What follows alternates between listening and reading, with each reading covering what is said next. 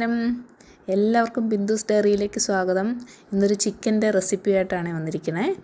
ഒന്നുമില്ല കേട്ടോ, കഴിഞ്ഞ ദിവസം ഞാൻ ചിക്കൻ വാങ്ങിച്ചപ്പം കറി ഉണ്ടാക്കി. അത് എങ്ങനെയാണെന്ന് ഞാൻ വീഡിയോ എടുത്തിട്ടുണ്ട്. അത് നിങ്ങൾക്ക് വെറുതെ ഷെയർ ചെയ്യുന്നു, അത്രമാത്രമേ ഉള്ളൂ. അല്ലാതെ വലിയ ആഡംബര രീതിയിലുള്ള ചിക്കൻ കറിയൊന്നുമല്ല. സിമ്പിളായിട്ട് എങ്ങനെ ഉണ്ടാക്കാം അതാണ് നമ്മുടെ ഉദ്ദേശം.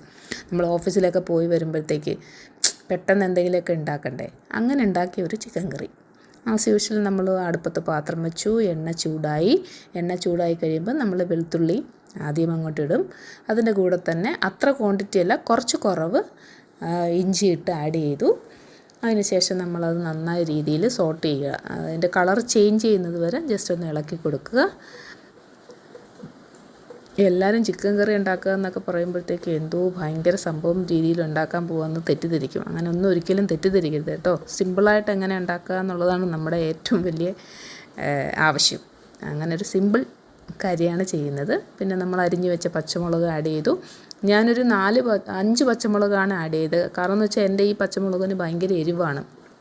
അതുകൊണ്ട് ഞാൻ അധികം ഇടത്തില്ല, ഭയങ്കര എരിവാണ്. അതുകൊണ്ടാണ് 4-5 പച്ചമുളക് ഇട്ടിട്ടുണ്ട്. കൂടെ കറിവേപ്പില ഇട്ടു. അതൊന്ന് സോർട്ട് ചെയ്യട്ടെ. ഇതെല്ലാം ഒന്ന് സോർട്ട് വരുമ്പോഴത്തേക്ക് വേറൊരു സാധനം ഞാൻ അരിഞ്ഞു വെച്ചിട്ടുണ്ടായിരുന്നില്ലേ. ചിക്കനൊക്കെ ഉണ്ടാക്കുമ്പോൾ ഇടയ്ക്കൊന്ന് കടി കിട്ടുന്നത് നല്ലതായിരിക്കും, ആ ഒരു തേങ്ങാക്കൊത്തിൻ്റെ കടി. അത് ഞാനിപ്പോൾ ഇതൊന്നും മൂത്തപ്പോഴത്തേക്ക് ആ തേങ്ങാക്കൊത്തിട്ട്, വേണമെങ്കിൽ തേങ്ങാക്കൊത്ത് ഈ എണ്ണ ചൂടാകുമ്പോൾ തന്നെ ഇടാം. നമ്മൾ വെളുത്തുള്ളി ഇടുന്നില്ലേ, അതിന് മുമ്പായിട്ട് വേണമെങ്കിലും തേങ്ങാക്കൊത്ത് ഇടും. അങ്ങനെ ഇടുന്നവരും ഉണ്ട് കേട്ടോ. ഞാനപ്പോൾ ഇട്ടില്ല, ഞാനിപ്പോൾ ഇട്ടുന്നേ ഉള്ളൂ. അങ്ങനെ ആ തേങ്ങാക്കൊത്ത് അതിനകത്ത് ആഡ് ചെയ്തു. ആക്ച്വലി ഞാനിത് ഗ്രേവി അധികം വരത്തക്ക രീതിയിലുള്ളൊരു ചിക്കൻ കറി അല്ല ഉണ്ടാക്കുന്നത് കേട്ടോ. എന്താണെന്ന് വെച്ച് കഴിഞ്ഞാൽ ഈ വീട്ടിൽ പയ്യൻ ചിക്കൻ മാത്രം എടുത്ത് കഴിക്കും, ഗ്രേവി അതേപോലെ എടുത്ത് വെക്കും. അതുകൊണ്ട് എന്നിട്ട് നമ്മളെ മെയിൻ സാധനം സവാള ഇട്ടു. ഞാൻ 4 വലിയ സവാളയാണ് എടുത്തിരിക്കുന്നത് കേട്ടോ. അത്യാവശ്യം ഒരു 1.25 കിലോയോളം ചിക്കനുണ്ട്. അതിപ്പോൾ 4 വലിയ സവാളയാണ് അരിഞ്ഞിട്ടിരിക്കുന്നത്. അപ്പോൾ അതൊന്ന് സോട്ട് ചെയ്യുക.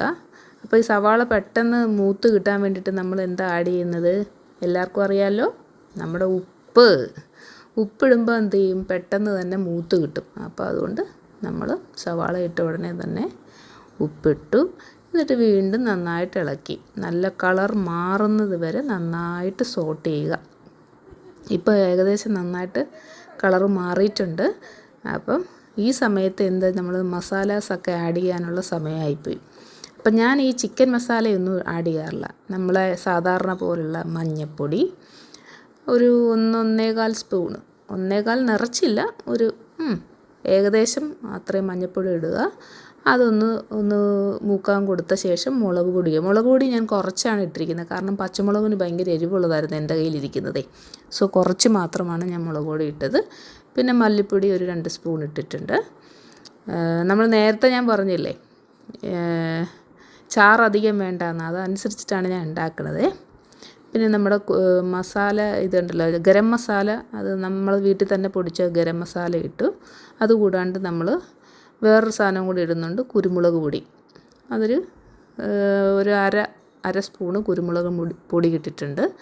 അതുമെല്ലാം ആയിട്ടൊന്ന് സോർട്ട് ചെയ്തേക്കുക. ഇത് മസാലയുടെ കുത്തെല്ലാം മാറുമ്പോഴത്തേക്ക് അതിനകത്തേക്ക് തക്കാളി അരിഞ്ഞ് വെച്ചത് വേണം. ചിലർ പേസ്റ്റാക്കി ഇടുന്നവരുണ്ട്.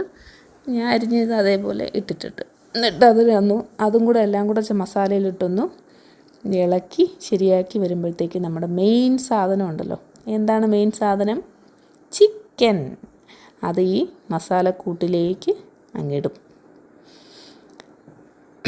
എന്നിട്ട് എന്ത് ചെയ്യും, ഈ മസാല ഈ ചിക്കനകത്തേക്ക് കംപ്ലീറ്റ് അങ്ങ് ഇളക്കി അങ്ങ് ഇതാക്കും. ഞാൻ നേരത്തെ പറഞ്ഞ പോലെ ഈ ചാറ് വേണ്ടാത്തത് കൊണ്ട് എപ്പോഴും ഞാനങ്ങ് ഡ്രൈ ആയിട്ട് എടുക്കാനാണ് ശ്രമിക്കാറുള്ളത് കേട്ടോ.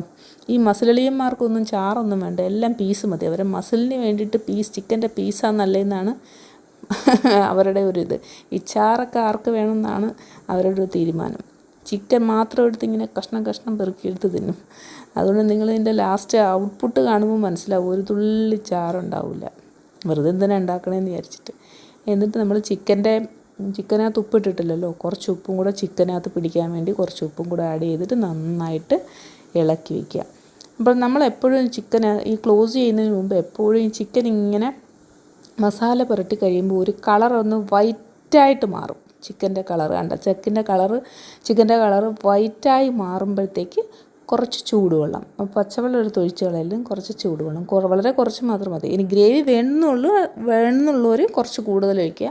എനിക്ക് ഗ്രേവി അധികം വേണ്ടാത്തത് കൊണ്ട് ഞാൻ കുറച്ച് മാത്രം വെള്ളം ഒഴിച്ചിട്ട് ഒന്ന് ഇളക്കിയിട്ട് തട്ടി തോർത്തി അതിൻ്റെ മൂടി ഇട്ട് അടച്ചങ്ങ് വെക്കുക. സത്യം പറഞ്ഞാൽ ചിക്കൻ്റെ പരിപാടി കഴിഞ്ഞു. ഇത്രയേ ഉള്ളൂ. ഇനി അതാണ് അടുപ്പ് തീ അവിടെ ഇരുന്ന് കത്തിക്കോളും, നമുക്ക് ഒരു ശല്യമില്ലല്ലോ. ഇടയ്ക്ക് നമ്മൾ എന്ത് ചെയ്യണം, ഇടയ്ക്കൊക്കെ ഒന്ന് തുറന്ന് നോക്കിയിട്ട് ഒന്ന് ഇളക്കി കൊടുക്കുക. വല്ല വെള്ളം കൂടുതൽ വേണ്ടെന്നുള്ളവർക്ക് കുറച്ചും കൂടെ ചൂടുവെള്ളം ഒഴിച്ച് കൊടുക്കുക. ഇനി വെള്ളം തീരെ വേണ്ട, ആവശ്യമില്ല. അതുകൊണ്ട് ഞാൻ ഇടയ്ക്കൊക്കെ തുറന്ന് നോക്കും. പിന്നെ ചില ചിക്കൻ ഉണ്ടല്ലോ, നമ്മൾ അടുപ്പത്ത് കുക്കറിലല്ലാതെ വെക്കുമ്പോൾ പ്രത്യേകം ശ്രദ്ധിക്കേണ്ടതെന്ന് വെച്ച് കഴിഞ്ഞാൽ എന്താണ്, വേവ് കൂടുതലുള്ള ചിക്കനൊക്കെ ഉണ്ടാകും. അപ്പോൾ അതൊന്ന് എപ്പോഴും ഒന്ന് നോക്കണം.